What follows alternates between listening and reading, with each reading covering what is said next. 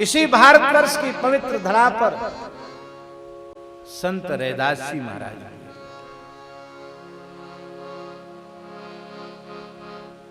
हम आपसे पूछते हैं,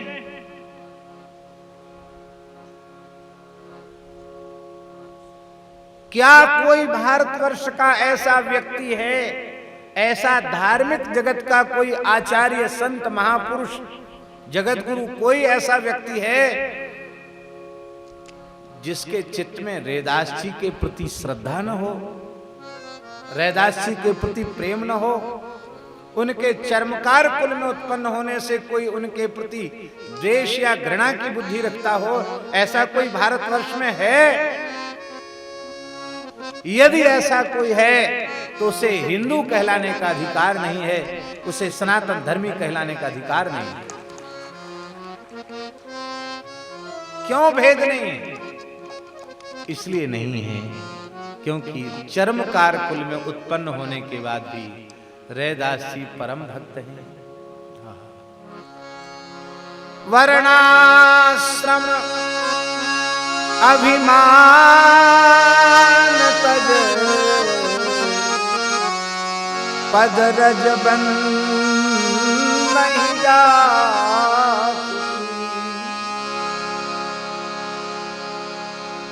संदेह ग्रंथि खंडन निपुण, वाणी विमल रैदास की। संदेह ग्रंथि खंडन निपुण, वाणी विमल रैदास की। वो रैदास जी महाराज जिन रैदास जी के प्रभाव को उस काल में काशी नरेश ने भी स्वीकार किया।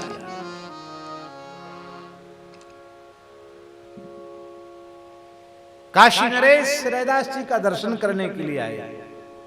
रैदास जी मानसी सेवा में थे। मानसी सेवा से निवृत्त होकर वे भाव राज्य में भगवत चरणामृत वितरित कर रहे थे। उसी समय काशी नरेश ने प्रणाम किया। आपने देखा कोई सामने भावुक आया है, चरणामृत दे। कठोते में पानी भरा था, आपने कहा ले चरणामृत। यद्यपि उस कठोते में गंगा जल ही था, उसमें कोई चमड़ा या चमड़े का पानी नहीं था, लेकिन काशी नरेश ने विचार किया कि एक तो ये चर्मकार हैं, फिर लकड़ी के पात्र में स्थित जल है, कठोते का पानी है, हो सकता है इसमें चमड़ा भी भिजाते हों, तो ये चरणामृत के नाम पर पीने के योग्य तो नहीं है। तो पिया तो नहीं महाराज ने, उस हाथ को ऐसे कर दिया, ऐसे नाटक करते ना पीने का, तो पिया नहीं, ऐसे नाटक किया, पिया नहीं, और उसको अपने कोट में ही ढुरका लिया, कोट में ही गिरा लिया। सफेद कोट पहन करके महाराज साहब गए थे, उसमें केसर जैसा पीला पीला दाग आ गया। आश्चर्य की बात है, सफेद पानी में केसर का दाग कैसे? वो तो चरणामृत था। तो मन ने कहा कि निश्चित हमको दिखाई नहीं पड़ा ठीक से, सवेरे का समय था, उसमें चमड़ा होगा इसलिए पानी का कलर कुछ बदला हुआ है। अरे अच्छा हुआ नहीं पिया। राज की जो राजा साहब के वस्त्रों को धोने वाला जो राज की धोबी था, उसको आपने कहा ले इसको धो, तो इतना सा दाग है, इसको तुम्हें छुटा दूंगा। तो गया धोबी और उसने एकांत में महाराज दांत से ही छुटाया। उसने जैसे ही उस चरणामृत के सूक्ष्म अंश का उसकी जिह्वा को स्पर्श हुआ, उसको दिव्य ज्ञान हो गया, उसको सारी सृष्टि में राम जी का दर्शन होने लग गया, नाचने लग गया। धोबी नाई बोले महाराज क्या कर दिया आपने, हमारा पति तो कीर्तन करता है, नाचता है, रोता है, गाता है, कभी हंसता है, उसको तुम मुझ में भी भगवान दिखाई पड़ते, सब में भगवान दिखाई पड़ते। महाराज ने धोबी को बुलाया, बोले महाराज इस समय मुझे रघुनाथ जी को छोड़ के दूसरा कुछ नहीं दिखाई पड़ता। अरे मैं चूक गया, संत रैदास की कृपा से। राजा साहब फिर गए, महाराज चरणामृत दीजिए। रैदास जी ने मुस्कुरा कर कहा, मैं चर्मकार हूं, ये कठोते का पानी है, आपके योग्य नहीं है, आप इसको लेने के अधिकारी नहीं। वो संत रैदास जिनका दर्शन करने नाथ संप्रदाय के समर्थ सिद्ध योगी आचार्य श्री गुरु गोरखनाथ जी भी आया करते थे। एक बार गोरखनाथ जी ने भी कहा, रैदास जी प्यासा हूं, जल पिलाओ। रैदास जी उस समय भी भाव राज्य में थे, उनके कठोते में जल भरा हुआ था। उनका लो महाराज, जल तो नहीं चरणामृत है, पीजिए। आपने अपने खप्पर में उसे भर तो लिया, लेकिन पिया नहीं। उस खप्पर को लेकर कबीरदास जी के यहां चले गए। सत्संग होने लग गया। कबीर जी की मानस पुत्री थी कमाली। कबीरदास जी के संबंध में कुछ भ्रांतियां हैं, उनको हम थोड़ा मिटा दें। कबीरदास जी को लोग कहते हैं कि वो उनके एक लड़का था, एक लड़की थी। सच्ची बात यह है, कबीरदास जी ऊर्ध्वरेता बाल ब्रह्मचारी थे। विवाह अवश्य हुआ था कबीरदास जी का। कबीरदास जी की गृहिणी का नाम था लोई, लेकिन वे गृहस्थ होते हुए भी महान ब्रह्मचारी थे। अपने संपूर्ण जीवन में उन्होंने सकाम भाव से नारी का स्पर्श नहीं किया। वे इस भारतवर्ष के महान संत, जिनका कहना है जहां जलाई सुंदरी, कबीर जी का दो, जहां जलाई सुंदरी तहाँ जन जाहु कबीर, रज उड़ के माथे परे सूनो करे शरीर। ऐसा वैराग्यवान महापुरुष एक मृत बालक को जीवित कर दिया।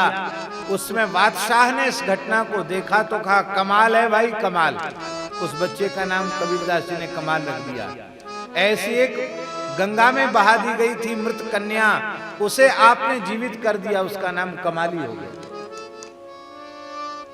उनके कोई औरस पुत्र पुत्री नहीं थे।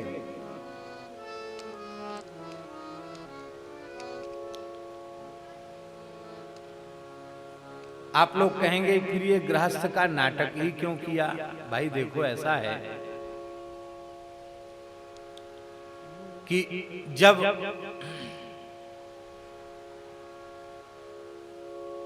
हम किसी वर्ग विशेष का सुधार जब हम करना चाहते हैं, किसी भी वर्ग का, किसी भी समाज का, तो उससे पृथक होकर उसका सुधार नहीं किया जा सकता। उसमें रहकर, उसमें घुल मिलकर उसका सुधार किया जा सकता है। कबीर यदि किसी अलग मठ में विरक्त साधु सन्यासी की रहनी से रहते होते तो सुधार संभव नहीं था।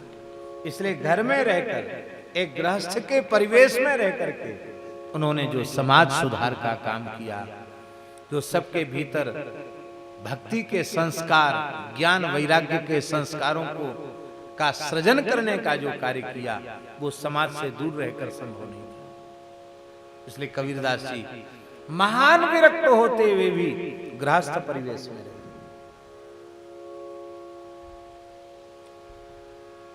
तो कमाली आई। कमाली ने गोरखनाथ जी से कहा, काका जी ये खप्पर में क्या भरा है? अरे बोले, प्यास लगी थी, पानी मांगा था रैदास जी से, उन्होंने इसको भर दिया। आपने पिया नहीं तो मैं पी लूं? हाँ भले तू पी ले। कमाली ने जल लेकर के पी लिया और श्री गोरखनाथ जी को दूसरा जल पिलाया। कालांतर में कमाली का विवाह मुल्तान में हुआ, जो वर्तमान समय में पाकिस्तान में है। मुल्तान में विवाह हो गया कमाली का, और श्री गोरखनाथ जी नाथ मत का प्रचार करते हुए मुल्तान पहुंचे तो बड़ी बड़ी सिद्धियां दिखाते थे गोरखनाथ जी। जो मेरा खप्पर भर देगा उसी के घर में भोजन करूंगा। अब बड़े बड़े राजा लोग भी उनका खप्पर नहीं भर पाते, हजारों मन अन्न डाल दिया जाता बना हुआ, पर उनका खप्पर ऐसा सिद्ध खप्पर भरते ही नहीं, लोग नतमस्तक हो जाते। कमाली ने सुना कि गोरख काका आए हैं, अपने पति से कहा जाओ, वो तो मेरे काका जी लगते, मेरे पिताजी के मित्र हैं इसलिए काका जी लगते हैं, उनको बुलाओ, न्योता दो। अरे बोले हम लोग बहुत गरीब हैं, हम लोग कैसे उनको न्योता दें, बड़े बड़े राजा लोग भोजन नहीं करा सकते। अरे बोले आप बुलाओ तो सही उनको, मैं उनको भोजन कराऊंगा। आधी चम्मच भात हाथ में लिया कमाली ने, और जैसे ही खप्पर में डाला, खप्पर भर गया, बाहर गिरने लग गया। गोरखनाथ जी ने देखा, चौंके, अरे मेरे जैसे महान सिद्धि की सिद्धि को एक क्षण में समाप्त कर देने वाली ये महान सिद्धा कौन है? बेटी तू कौन है? इतनी बड़ी सिद्धि तुझ में कहां से आई? काका जी आप मुझे पहचान नहीं रहे हैं, मैं कमाली हूं, कबीर की मानस पुत्री कमाली। अच्छा, तो ये कमाल तुमने कहां सीखा? ये मेरा कमाल नहीं है,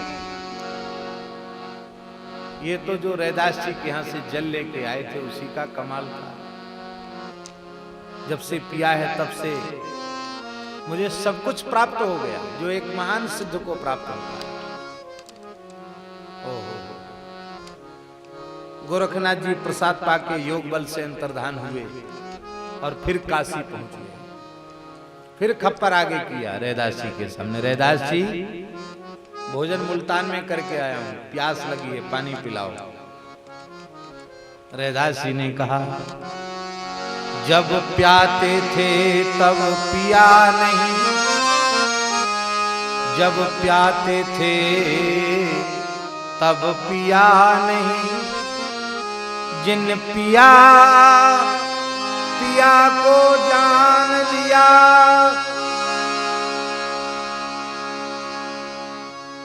जब प्याते थे तब पिया नहीं, जिन पिया पिया को जान लिया, भूला जोगी फिरे दीवाना, वह पानी मुल्तान गया। जब पिलाते थे तब नहीं पिया, और जिसने पिया उसने प्रीतम को जान लिया। अरे योगी राज इस भूल में कहां घूम रहे, वो पानी अब यहां नहीं, वो तो मुल्तान चला, वो तो कभी कभी प्रकट होता है, वैसा पानी हमेशा थोड़ी आता। आहा, ये सभी के भीतर भक्ति प्रकट हो जाए तो ये पारस्परिक द्वेष, घृणा और भेद का जो व्यवहार है वो समाप्त हो जाएगा, सबके भीतर प्रेम हो जाएगा, सबके भीतर सौहार्द हो जाएगा। हम तो भगवान से प्रार्थना करते हैं, प्रभु ऐसी कृपा कीजिए धरती के सभी मनुष्य उनके मस्तक पर ऊर्ध्व पुंड्र तिलक हो, सबके कंठ में तुलसी हो, सबके मुख में भगवान नाम हो। ये हो जाए तो महाराज क्या कहना है? फिर हिंसा, द्वेष, घृणा, भेद ये सब के सब धरती से ही विदा हो जाए। फिर अलग से किसी को वैकुंठ जाने की आवश्यकता नहीं पड़ेगी, ऐसा होने पर धरती ही वैकुंठ हो जाए।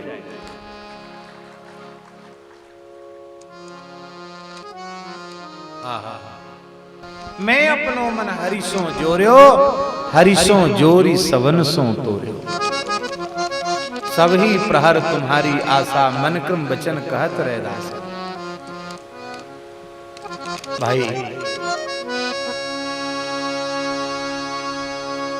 वर्ण धर्म, आश्रम धर्म नित्य सिद्ध अनादि अपौरुषेय वेदों के द्वारा प्रतिष्ठापित है।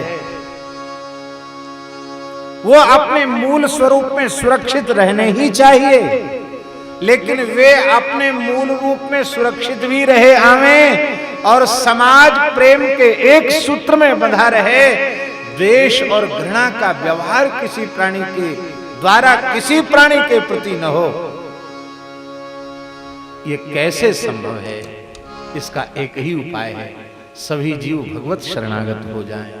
सभी जीव भगवान के भक्त हो जाएं, सभी जीव भक्तमाल की कथा से जुड़ जाएं, फिर उनमें